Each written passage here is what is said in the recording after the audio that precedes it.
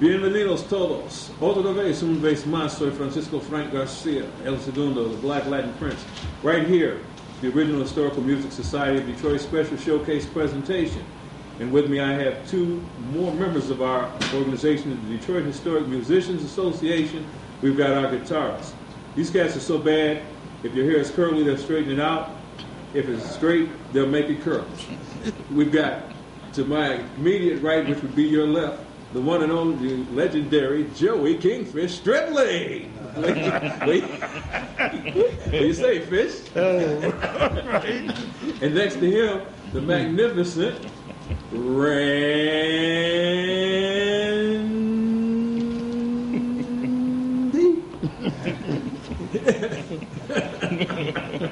Oh, boy. Okay, we got Randy and we got Fish. Yeah. So let's talk to Randy and Fish about their guitar work that they're doing with the DHMA. Fish, let's start with you. What'd you say? Yeah, we want to talk about the guitar work you're doing with the group. Well, first of all, let's digress and talk about how you got started in the business. It started, I was 22 in Milwaukee, Wisconsin. And I used to go watch the guys play in the bands. They had about 3 clubs. And I saw this guy's fingers. And I kept watching him. And I liked music anyway, which I was singing anyway. But my father made me mad. Called me a dummy because I quit school, I didn't see average. Quit the 9th grade at 16. And he said, "You're a dummy. You should have stayed on in school. All you want to do is get out here and play that music, work in the factory and stuff like that, and then lay off every 3 months. So you got to find you something to do that's going to keep you eating. You're a dummy. You done dropped out of high school." So that really got me. So I knew I liked music. So I went and grabbed the guitar, started picking on it. And next thing I knew, I was playing with a Jim Conley combo. And that combo was the backup musician for Memphis Slim, back at the USA. And I started playing with him. Did a couple of roads in Indianapolis, South Bend. I could play on 3 strings at that time. I couldn't even play on all 6 strings, but them 3 strings, when what's his name, Hank Ballard had out the twist. Okay, then I came on back here to Michigan, and I started trying to play for everybody I could that was singing and stuff like that. Started rehearsing behind the temps. I rehearsed with Very Strong on Money and Better Than Vet with My Man. And the next thing I know, I was playing in a bar on Puritan and 12th, and I had Tony Newton and Melvin Davis, and that's on Puritan and 12th right there, not too far from Wayne State. Yeah, I know. We played there some years ago ourselves. Oh, yeah. Yeah. The white man called it the bucket of blood. He used to beg me, say, "Don't play that fight music," and I didn't know what he meant. And I said, "Fight music?" He said, "That music where you be scrunching up and..." Oh, he's talking about playing like B.B. King. Yes, that's it. I said, "Oh, okay." Because every time I started playing like B.B. or some blues singer, everybody would start fighting. And you got drunk by 12 o'clock, it was blues and rock and roll, but the blues, back then, the blues was really hardcore, Yeah.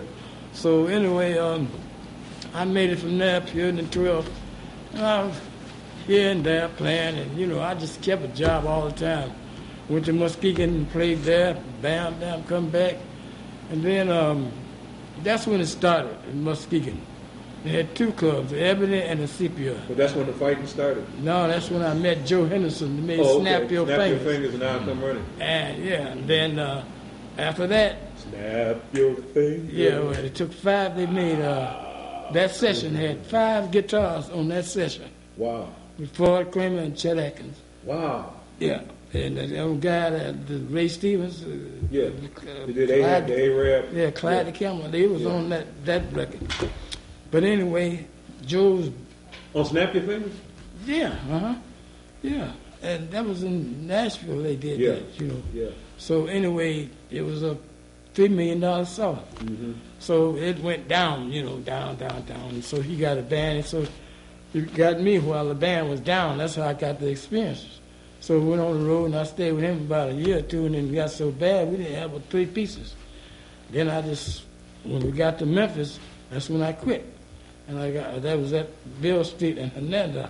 I started playing at the Club Handler with what's his name, Sunbeam Mitchell. He owned that place. Sunbeam Mitchell, yeah, he had braces in his mouth. And they had a trumpet player named Bowlegs played at another place. Boy, I said something. But I was playing for the band leader that rode further on up the road. Well, were you known as Fish then? Yeah.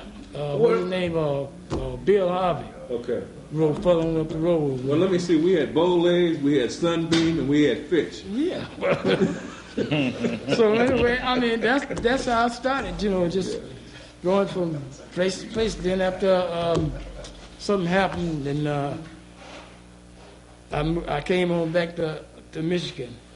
The next thing I know, I'm playing, I was trying to get a job, and I got a job through Benson, what's the name? Bristol. Bristol Bryant. Yeah, playing the church music. Senator Bristol Bryant. And Joe Howard. Joe. He was a DJ. And not mean to cut you off, but let me say this. For all of you who saw the Temptations movie, Kid played Joe Howard. Now let me say this. As far as physical types, nothing could have been further from the truth. Joe Howard was about 260, 270 pounds. He was about 5'10", and he was the same color as this microphone. Okay? So I don't know what was the criteria used to pick out certain people to play certain roles. But I was always, my impression that you would try to get somebody who had the personality as well as the look of the original person that you are portraying. Mm-hmm. Also in that movie, they showed Tammy Terrell as being the same color as me, and Diana Ross being the same color as a lemon. Oh, no. So, you know, they call this artistic license. But this is why we have devoted ourselves to telling the truth, the whole truth, and nothing but the truth. So help me. That's right. Joe Howard was your color. Right. In between my color. Right. And he was heavy set. Yes, he was. And and I was playing at the web with Tony Lee, a white guy, played the saxophone player. He was a contractor too.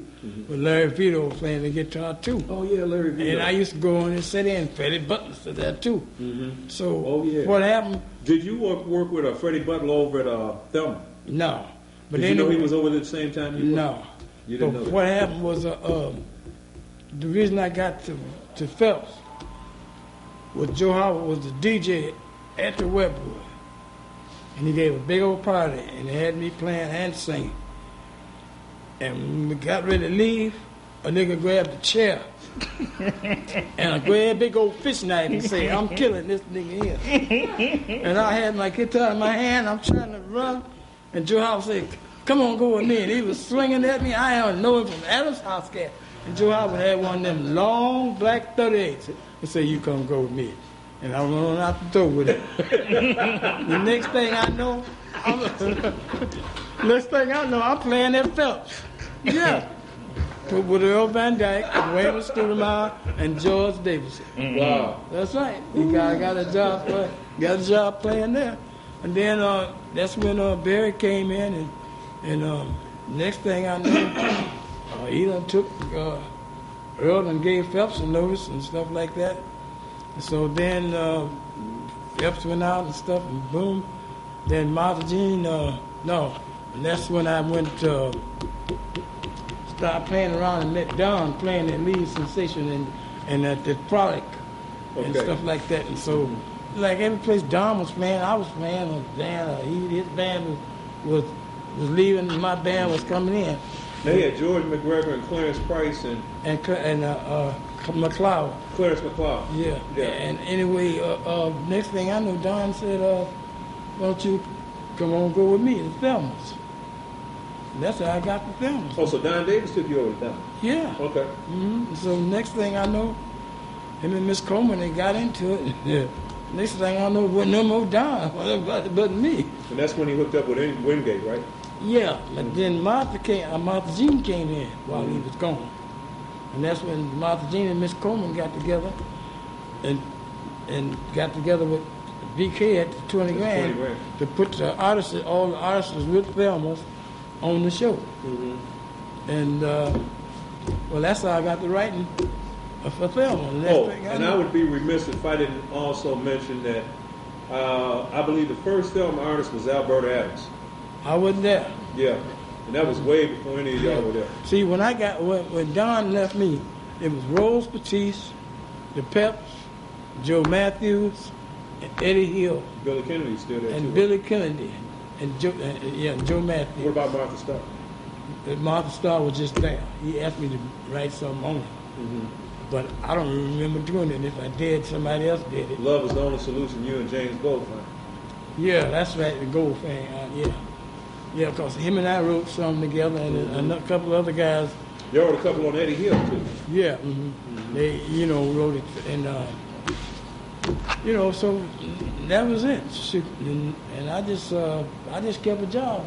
Every 3 months I was working at some club. Mm-hmm. If it wasn't Lead Sensation, it was at the Zombie. If it wasn't at the Zombie, it was at the Webwood. If it wasn't at the Webwood, it was Little Sam's. If it wasn't at Little Sam's, it was at the Sepia in Muskegon. If it wasn't there, it was, I don't know, back to the 20 grand. And I got to the 20 grand, and I stayed there.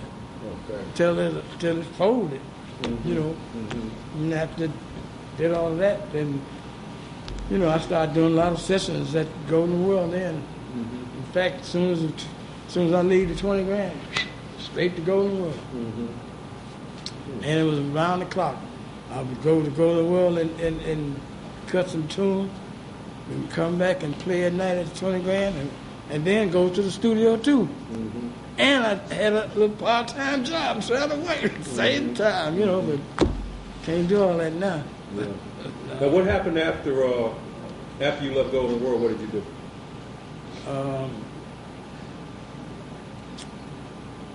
don't know.